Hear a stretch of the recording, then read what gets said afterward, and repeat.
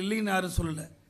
ஏற்கனவே எங்களுடைய இயக்கத்தின் சார்பாக கழக ஒருங்கிணைப்பாளர் மாண்புமிகு தமிழ்நாடு துணை முதலமைச்சர் அவர் எங்களுடைய மூத்த தலைமை கழக நிர்வாகிகளோடு கலந்து பேசி அனைத்து இந்திய அண்ணா திராவிட முன்னேற்ற கழகம் தலைமையில் தான் கூட்டணி அமையும்.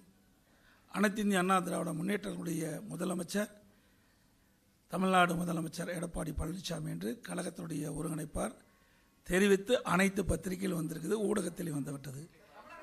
எங்களுடைய தலைமை யார் ஏற்கிறார்கள்?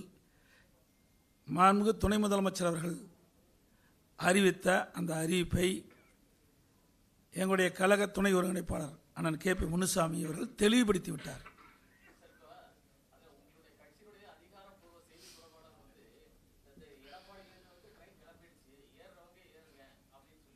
யார் சொன்னது? யாருன்னு சொல்லுங்க, பேரை சொன்னா தானே தெரியும். அன்வர் ராஜா எல்லாம் அந்த கட்சிக்கு தலைவர் இல்லை. அவர் நீங்கள் ஏதாவது கேள்வி கேட்டிருப்பீங்க, அந்த ஒன்றை மட்டும் வச்சுட்டு பேசிட்டு கூடாது. நீங்கள் என்ன பண்ணுறீங்கன்னா பத்திரிகை ஊடகம் நம்புறோம், பல கேள்வி கேட்குறீங்க, முன்னுக்கு விட்டு நடுவால் மட்டும் எடுத்து போட்டுறீங்க.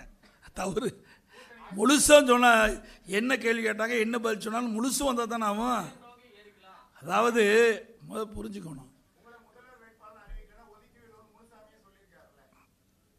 நாங்கள் தான் ஏற்கனவே சொல்லிவிட்டோமே, தெளிவுபடுத்தியாச்சு.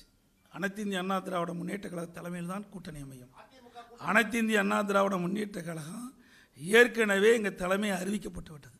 அந்த அறிவிப்பை ஏற்கின்றவர்கள் இருப்பாருன்னு அவர் சொல்லியிருக்கார். ஒவ்வொரு கட்சிக்கும் ஒரு நிலைப்பாடு இருக்குது. ஏன்னா இது இன்னும் தேர்தலே அறிவிக்கல.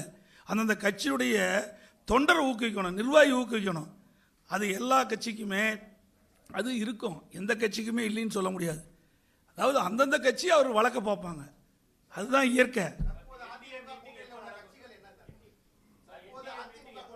ஏற்கனவே என்னென்ன கட்சிகள் எங்கள் கூட்டணி தொடர்ந்தோ அந்த கட்சியெல்லாம் இப்பொழுதும் இருக்கின்றது.